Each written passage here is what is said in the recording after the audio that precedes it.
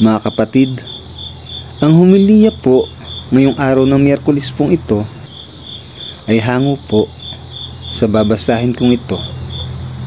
Mateo, Kapitulo 23, versikulo 27 hanggang 32. Kahabag-habag kayo, mga tagapagturo ng kautusan at mga Pariseyo, mga mapagkunwari, ang katulad ninyo mga libingang pinaputi, magaganda sa labas, ngunit ang loob ay bulok at puno ng kalansay. Ganyan-ganyan kayo, sa paningin ng tao ay mabubuti, ngunit ang totoo ay punong-puno kayo ng pagkukunwari at kasamaan. Paparusahan ang mga mapagkunwari.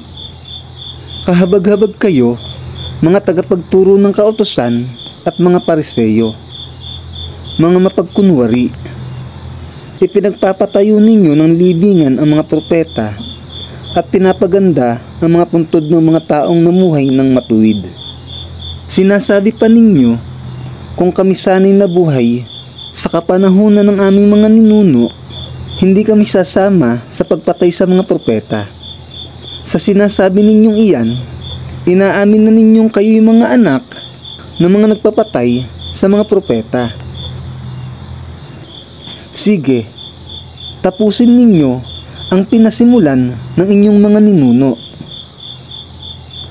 Ang mabuting balita ng Panginoon. Pinupuri ka namin, Panginoong Hesukristo.